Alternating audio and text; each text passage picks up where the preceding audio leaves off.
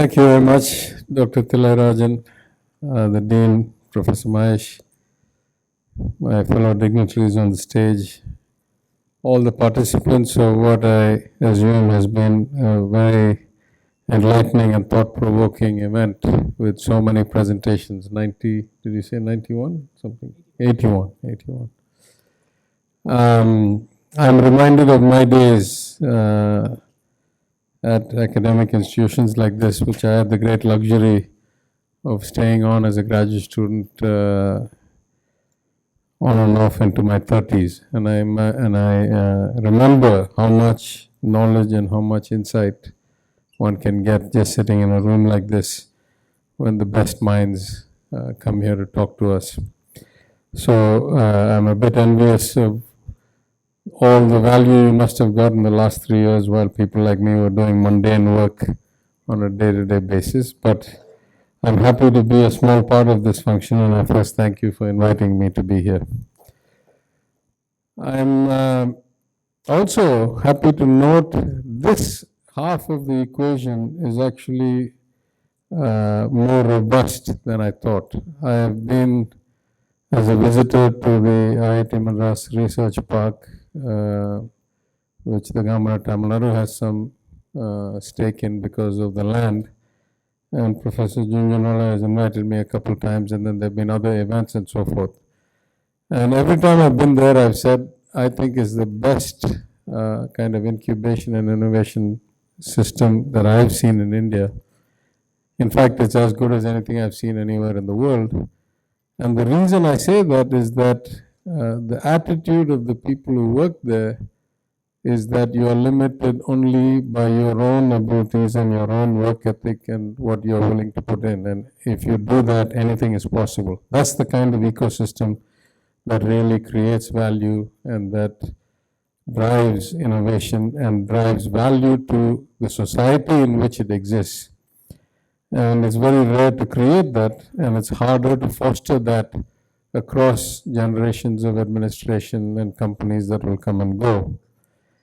But that's on the execution and the actual company side. Of course, financing is a very important component of the startup story or the startup potential. And in that sense, I must first congratulate IIT Madras for having the foresight to set up something like CREST and have a center for research on startup and risk financing. It's a bit surreal today that I should be addressing this conference because just earlier in the day, somebody I used to work with in my old job in the finance ministry came to see me and get my wishes for her PhD, which she had got here, an additional director in the finance department, who had done her own PhD on the syndication of angel investing and whether it was because of risk mitigation or for actual value creation in other ways. And so in the same day today, I've heard about Professor Rajan and the center twice, once in the morning and once in the afternoon. I think there are only a few points I'd like to make, and then I'm happy to take some questions, and I have to leave at 4 o'clock, unfortunately, for a different event. So I don't want to say too much. I'd rather try to be relevant to what's on your minds. But the first thing I'll say is that the notion of an advanced economy is that it should also have a very efficient capital market.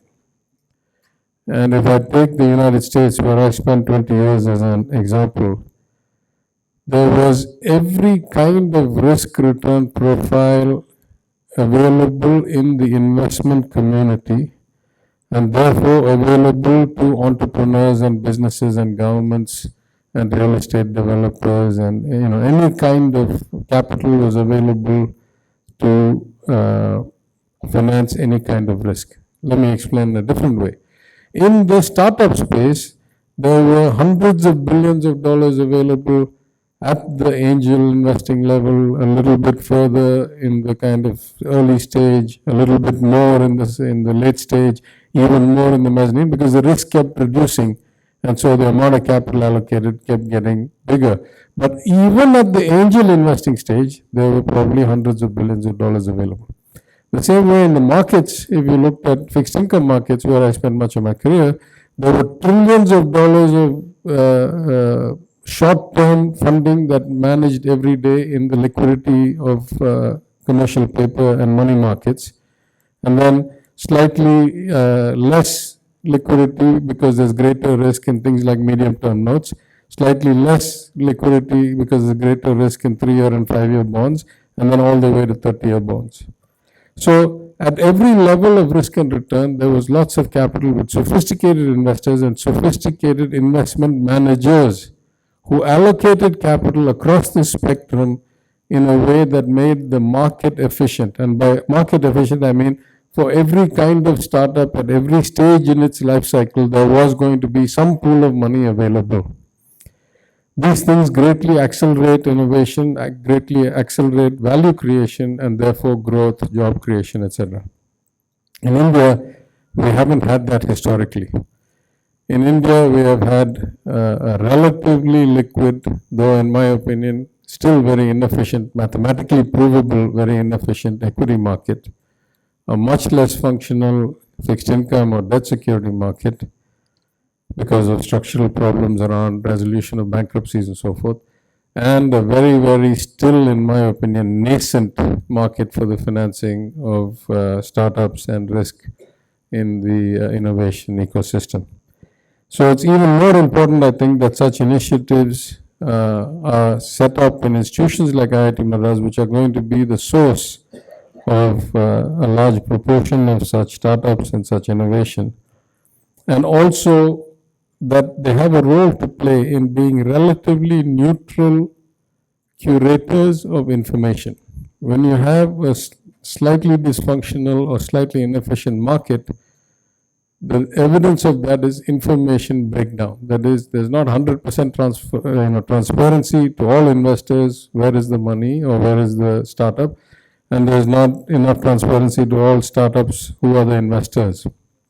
So this lack of information will lead to inefficient outcomes beyond the fact that there may be resource constraints or there may not be that many startups. When there are active startups looking for money and active investors looking for opportunities, still you need some kind of an information ecosystem in which you can put these two together. Of course, there will be brokers and financial intermediaries who will do it for gain, but it's good, I think, that institutions that are not for profit, that are here for the greater good, like IIT Madras, set up things like Crest and run platforms where they provide an exchange where there's transparency of what is available and who is looking for financing. In Tamil Nadu, as Professor Mahesh mentioned, we have a decent track record. I won't say we're stellar, but we have a decent track record that should be the envy of many states. But part of that is built on our century-long history of a focus on education and therefore the creation of the kind of human talent, human capital that is capable of benefiting from waves of new technology, from opening of global markets, from opportunities that come up as a function of disruptive or transformative changes in the industry. In particular, I think as a government, we try our best to ensure that our philosophy of equitable access and social justice is implemented even in the startup and innovation ecosystem. We have targeted funds for SC/ST entrepreneurs. We have a government startup fund that also supports women. All of our training programs are also geared to those parts of the community that don't get access to equal educational opportunities. I've just returned from a conference of our ICT Academy Bridge conference in Bangalore yesterday, and we talked about the fact that we have created an increasing number of programs for training women in technology and trying to bridge the gap, because in a lot of technology institutions, the ratio is still skewed overwhelmingly towards males, despite the fact that if you look at high school graduation, at least in Tamil Nadu, it's almost 50-50 male and female. So we do what we can as governments And we can do more. One of the initiatives I started when I was in finance a couple of years ago was a Sell to Government Day. I went to a CII Connect and was so impressed with so many of the startups whose technologies would be applicable every day to the government of Tamil Nadu in its initiatives and its priorities, that we decided we would do two things. One, create avenues for these startups to pitch to the government their products or services, department by department, municipal administration separately, rural development separately, food and civil supply separately. And then we rewrote the Transparency in Tenders Act, which is a Finance Department Act, and we said for new technologies and for startups, you don't have to run a tender if the total contract size is less than 50 lakh rupees. Therefore, it makes it easier for us to adopt innovation and get things done. And actually, at least 2-3 examples of that happened. One around surveying buildings and assessing square footage for property tax, especially after the revisions and the inflation indexing that we did. And then the other was around the community kitchens or the cloud kitchens we set up for the free breakfast program in the urban areas, and the Chief Minister's breakfast scheme for all public school, elementary schools, which we started as a pilot in 2022 and expanded throughout the states and throughout the state in 2023. So I think, we try to do something on the fringes, but at the end of the day, private enterprise is always going to be where the great delta comes.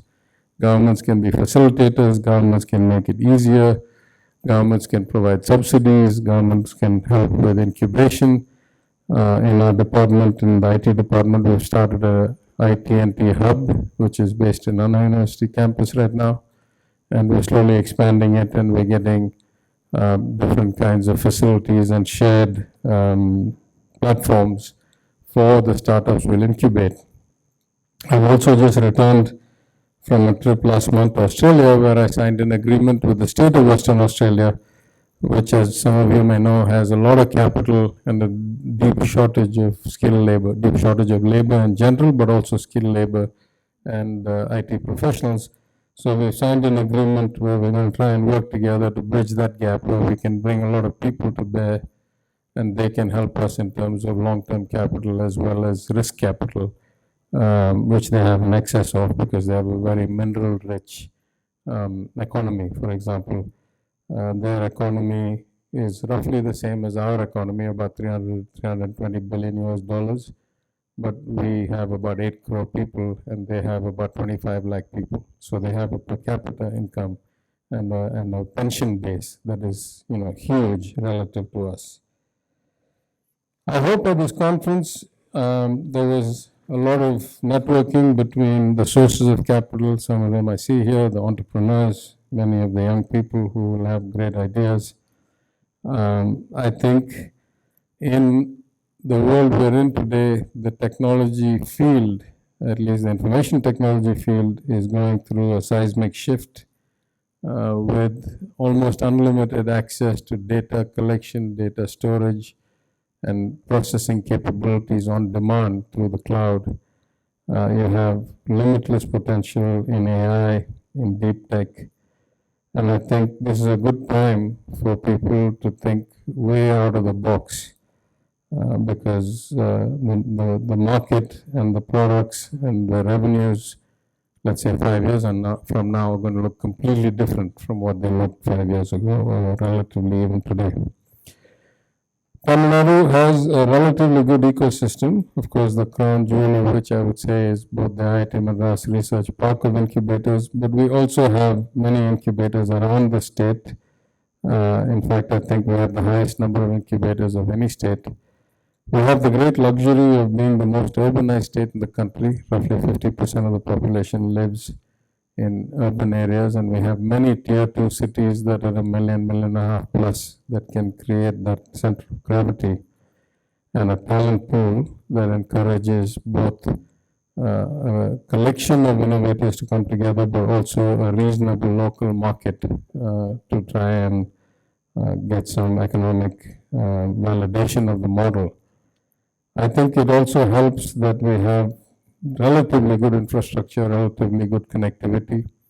Almost all the cities are now 100% covered by either high-speed fiber or 5G. In the government of Tamil Nadu, in the IT department, we are the administrators of the Tamil Nadu FiberNet project, where I've just done a review this morning.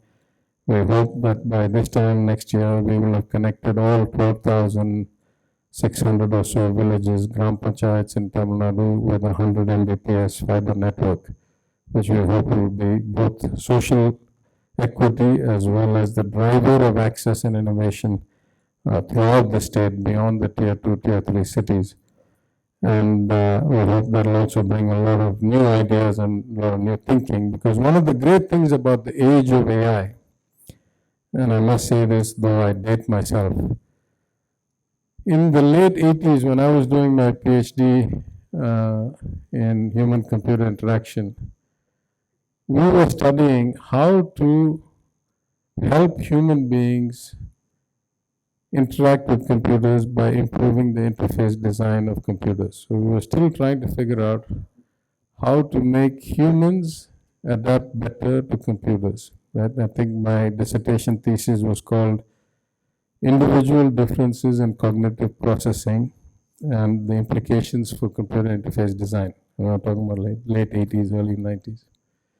Here we are, 30, 40 years later, and 100% of all of AI is trying to teach the machine how to understand and act like human beings. Now we've got the computing power to go the exact opposite, which we didn't have then. We simply didn't have the computing capability or the data capability. We had to make the human fit the machine. Now we're trying to make the machine fit the human. And that's why I think it's going to be such a profound paradigm shift. And of course, we hope that in this cycle of innovation, as you think about creating value for yourselves, for your team members, for your employees, that you also keep an eye on the greater social impact. I can certainly say from a government perspective that technology can greatly improve the functioning of government and the way government interacts with citizens, particularly the newer technologies, particularly things like AI.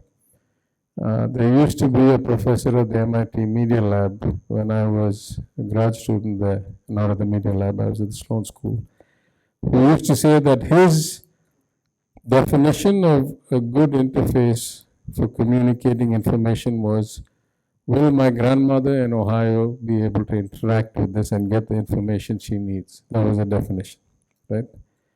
Now I would say that we have to look at it a slightly different way and say, can the government design a program or design a system where, let's say, a relatively low income, relatively less educated, relatively older, because these are the people who will most likely need government programs and most likely not be able to access them, can they be served without a human touch through some automation, some AI, some computerized system to determine what are the benefits that they are eligible for and be able to achieve those benefits or obtain those benefits without having to go through too much trouble. That's the benchmark for what we should do in administration and governance. And for us to do that, we will certainly need a lot of support and a lot of innovation, a lot of good ideas from people who think outside the box, which government is typically not so good at doing. We can create the kinds of support mechanisms to encourage such individuals. We can help with patent filing, we can give subsidies, we can give guidance. Just yesterday I was drafting a AVGC sector promotion policy, which we hope to issue within the next couple of weeks, maybe in a month. So we can see the growth sectors, and we're trying to incentivize and provide common services and platforms and incubators and support. But that's what we can do. We can facilitate. The real ideas and the real innovation should come from you, people like you. So with that, let me just thank you again for inviting me. I hope I've given you some perspective of where we are as a government, what we try to do, what we hope to see. And I hope that over the conference, you all were enlightened in a way that you leave here more hopeful, more connected, and with a path to your growth and your future that is clearer than when you started. In the interest of time, I'm just going to share the questions that I have received to the minister. So by Karthikeyan. So Karthikeyan asks, over the past months, the funding for SaaS-based products are declined. What do you think would be the future plan for SaaS-based startups, given the fact that I think Tamil Nadu or Chennai is the SaaS capital of the country? Listen, I'm not as close to the daily funding market as I would like. So if you tell me it's declined, it's a bit disconcerting to me. I certainly don't think it's because Chennai is any less of a SaaS capital. I'm pretty sure it's not because there's suddenly a dearth of ideas. It's possible that volatility in the global markets have generally affected the financing models. As you may know, we have seen unprecedented volatility in so-called stable assets like long-term government bonds, whose values have changed 30-40% on a mark-to-market basis because of the rapid increase in short-term interest rates. That had not happened for the last 10 years, 15 years. Suddenly the market has woken up. So it's possible that, as the old saying used to go, that when the market hits turmoil, all correlations go to one. Suddenly there might be a general aversion to overall investing, but I certainly have no insight to be able to say why a particular sector at a particular time is seeing more or greater interest. Surely the track record of Tamil Nadu and Chennai in the SaaS space is second to none. And a lot of startups have sprung from this ecosystem of the Zohos and Freshworks of the world. So I'm not sure why that should be, but I can try and look into it because you tell me it's true. I didn't know that it was true. Thank you. The next question from Ashutosh, and he asks, we have seen many government flagship program and they are trying to make it work for everyone, but there are many people who are not part of the mainstream of the society. What can we do for the last person of the society who is not digitally connected? It's a very good question. I think many people have expressed the same sentiment in different ways, which is that the hallmark of a good government, the hallmark of a good society, is how you treat the weakest, the poorest, the ones with the least access, the ones with the least connectivity. We have done some studies, for example, when I was in finance with JPAL of MIT, the Abdul Latif Jamal Poverty Action Lab, to look at the penetration of our old age pension scheme and was it really reaching the people who needed it. And what we found was that it was reaching up to the second lowest tier in the market. But the lowest tier were the oldest people who were the least tech savvy and sadly were the ones who were living alone. And those were the variables that predicted whether they'd be able to understand the program existed, apply for it and get it or not. So I think this is a common problem. Broadly across the government, at least when I was in finance, I had a very clearly stated policy. I said I no longer want to see the building of government offices, more collectorates, more treasuries, more tahsildar offices. What we need to do is move as much of our services online as possible and hope that with the high education levels, with the high internet penetration, etc., that covers, 80-90% and an increasing percent over time as more, the population shifts. But for those people that will not be covered, find a way to get the government to their doorstep rather than have them come to the government, because clearly we're failing at that. If we have to wait for them to come and fill out the application form, that's not happening. So, at a broader level, I had suggested we should start doing things like auto-inclusion. We take voter IDs, Aadhaar, ration cards, we find out who all meet certain criteria, and we auto-include them into programs. And then all they have to do to activate their actual benefit is to show up, let's say in the case of old age pensions, show up once in 6 months for a health test, either at the primary health center or sign up for the what we call Makkalai Thedi Marthuvam, which is the on the doorstep call. Because then we would get win-win. A, we'd get them enrolled. B, we could start tracking their basic health parameters like their BP, their sugar, their heart function, etc., to know who was likely to need help in the coming days and what we could do for them. I was not in the portfolio long enough to implement it, but that's broadly what I like to do. What I do in my constituency, I can say for sure, because I've been doing that for 7, 8 years now, both in opposition and in government, which is that we try and run camps. We run camps for enrollment into programs, we run eye checkup camps, we run medical camps, we run disability screening camps, and we take the camps like neighborhood by neighborhood, block by block. And then we get the people there because it's much easier for them to come. We run a bit of advertising, we give some, coffee and snacks or something. We get the people there, and we're able to find people who need support and get them the support. Particularly, for example, in the eye camps, we find that the government, at least the government hospital in Madurai, has plenty of capacity, plenty of surgeons, plenty of beds, and not enough people who actually come for services. Yet there's a flourishing private business outside. So we go and find these people at their home, at their street, at their community hall, and then we make arrangements to transport them and get them here for cataracts or glasses or whatever it is, or we get them glasses. So I think some of it has to be like this barbell approach, that you move the bulk of it online and remove the human element, both in terms of need and risk, because once you have a human being in the system, there's possibility of rent-seeking and favoritism and all these other problems. And then the other, you got to go to the people, because the people cannot, the ones who really need it often cannot come to you. You have to go to them. So that at least at a ground level in my constituency, that works very well. The government should do more of it, in my opinion. Thank you. We have one last question. I think it pertains to your current position as a Minister for IT. And the question asked by Harish Vardhana is, how do you develop policies for technology that is changing so fast, that is evolving by the day? Yeah, I mean, listen, the word policy in government has two meanings, right? One policy is some kind of a regulatory or compliance or,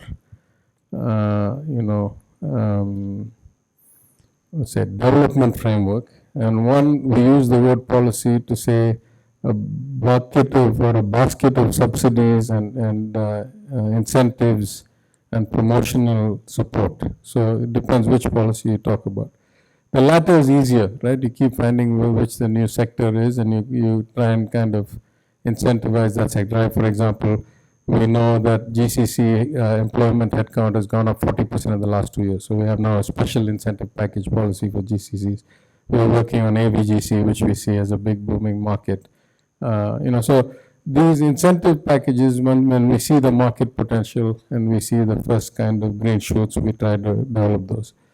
From a regulatory or a compliance or kind of guideline framework, it's very hard because we are only a state, right? Like, we are not in the capacity to develop policies on communications or on AI or on automation. These things are usually done first international standards and then national policies, because it's not like it varies from state to state what we should do about, let's say, voice recognition standards or privacy, protecting privacy when you're dealing with voice-based AI systems. So we don't do a whole lot of that, but I can envision that at a national level there should be a robust industry body or some kind of a liaison mechanism between the technology sector and the